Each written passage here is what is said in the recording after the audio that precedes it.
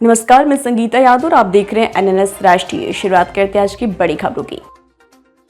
आज लोकसभा चुनाव के छठे चरण की वोटिंग हो रही है, जिसमें ओडिशा की भी 6 सीटें शामिल हैं।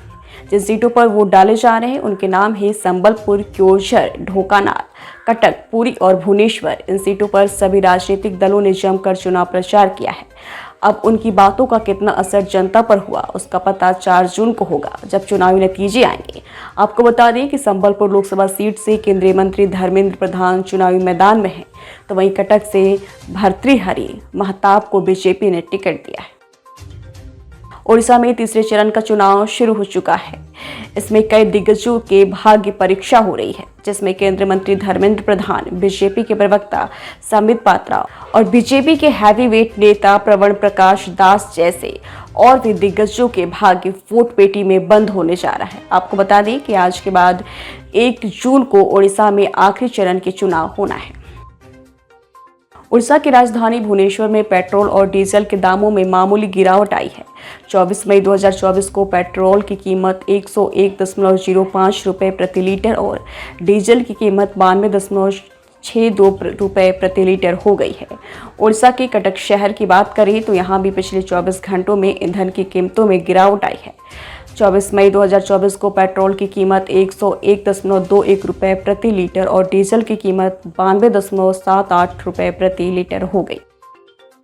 ओडिशा बोर्ड कक्षा 12वीं के छात्रों के बोर्ड रिजल्ट का इंतजार खत्म होने जा रहा है। Counselling of higher secondary education Odisha ने ओडिशा बोर्ड कक्षा 12वीं रिजल्ट की तारीख और समय की घोषणा कर दी है। बता दें कि CHSI कक्षा 12वीं के नतीजे 26 मई को शाम 4:30 बजे घोषित किए जाएंगे। CHSI बोर्ड अधिकारी एक प्रेस कॉन्फ्रेंस में बोर्ड रिजल्ट की घोषणा करेंगे। बोर्ड द्वारा तीनों स्ट्रीम यानी साइंस, आर्ट और कॉमर्स स्ट्रीम के नतीजे एक ही दिन जारी किए जाएंगे। जिन छात्रों ने इस साल ओडिशा में 12वीं का बोर्ड का परीक्षा दिया है, उनका रिजल्ट आएगा। समाजवादी पार्टी के वरिष्ठ नेता और यूपी के पूर्व कैबिनेट मंत्री आजम खान की फैमिली के लिए राहत भरी खबर आई है। इलाहाबाद हाई कोर्ट ने आजम खान को मिली 7 साल की सजा पर रोक लगाई है। पत्नी तंजीम फातिमा और बेटे अब्दुल्ला आजम की सजाओं पर रोक नहीं लगी है। पत्नी और बेटे की सजा पर रोक लगाने वाली अर्जियों को नहीं किया गया मंजूर। हालांकि कोर्ट ने आजम खान की पत्नी तंजीम फातिमा और बेटे अब्दुल्ला आजम तीनों की जमानत मंजूर कर ली है।